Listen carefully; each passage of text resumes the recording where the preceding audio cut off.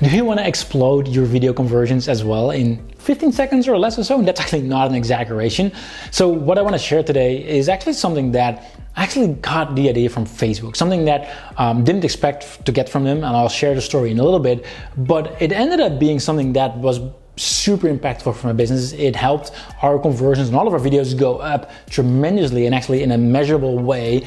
It is easy to do. It's not a lot of work, and that's why, like I said, it's an extra 15 seconds or so, and you'll see exactly why that is, right? So my name is Wilco Kreij, and I've been using video for a long time in my business to help it grow faster, right? Like all the way from years ago when I was literally recording videos in my grandmother's basement. Didn't look good at all, but that didn't matter, right? Like started using videos, and right now I'm using videos in different places in my business to help it grow, right? For example, I run ads on Facebook and on YouTube with video, right? We use videos as sales videos, for example, to get people to explain a certain concept, and then in the end, we make them an offer and they can either decide to buy or not. And we also use videos to educate, right? Like the one that you're currently watching in case you're watching, but we use video a lot, right? And a couple years ago, I was actually at a place where we were spending a couple $100,000 on ads a month, particularly on Facebook ads actually. And I thought at this point, because the majority of our ads was actually video ads, right? And I thought those videos, like those ads that were converting because of my videos, right? Because I spent a lot of time and effort into it. Like I made them creative, I jumped out of a box, there's all this kind of funky things to make it stand out, right? And I remember at some point I got a call from Facebook, one of those reps that you get assigned when you go over a certain threshold. And I didn't really expect much of that call because, quite frankly, usually those people, they're more like salespeople and they don't know a lot about Facebook ads. With all due respect, right? With all due respect, obviously. And he's like, hey, you want to go over your numbers and your ad account? I'm like, sure, why not? And he's like, do you know the average time people watch your video? I was like, whoa, actually, I've never looked at that. Like I literally never watched that because I focus on things like ROI and like higher level numbers basically, right? And he showed me, and it turns out that on average, people were, I don't remember exactly, but either 5 or 6 seconds. That was it.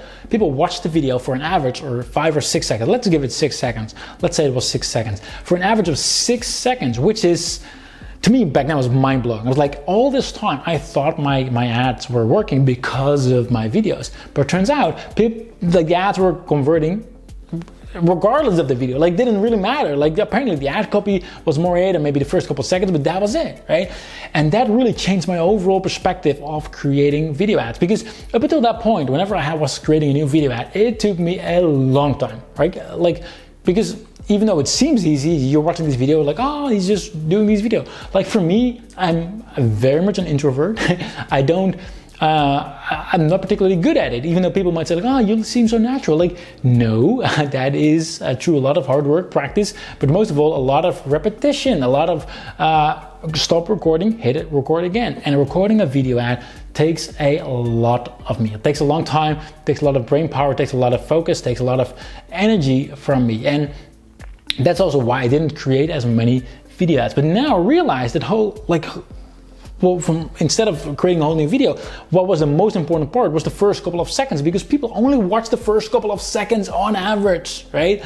So from that point onwards, I changed my perspective on how to create new video ads. Instead of creating one big video ad, what I did is I actually write down usually 10 or 15 or so introductions. And what I mean is like that's the first couple of maybe usually 1 or 2 sentences, the first couple of sentences that I'm going to say inside the ad, right? And then after that, I make sure it mixes up, it continues into the main ad. So I record the main ad once, right? And have like 10 or so introductions, right? For example, one of the ads I ran was with the very explosion that I showed you at the very part. And the whole idea of this is that every one of those introductions is usually like 10 or 15 seconds, right?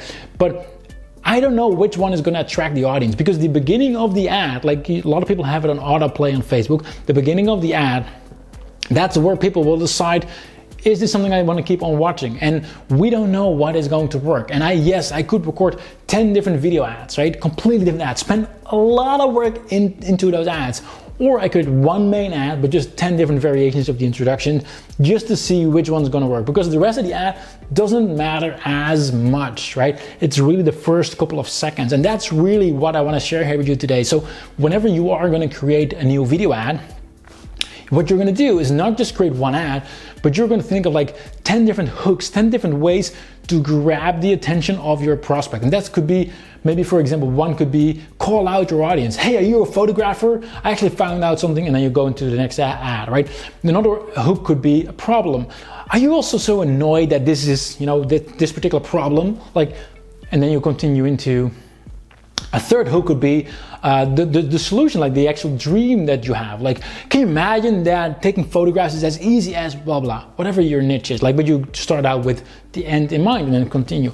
Another hook could be a funny joke, something that in your industry people would get. Another introduction could be like a visual cue, like something that just grabs out. Like I said before, like with explosions or even with laser eyes. Like, I done all that stuff just for fun and to see what would stand out, what would grab the attention, right?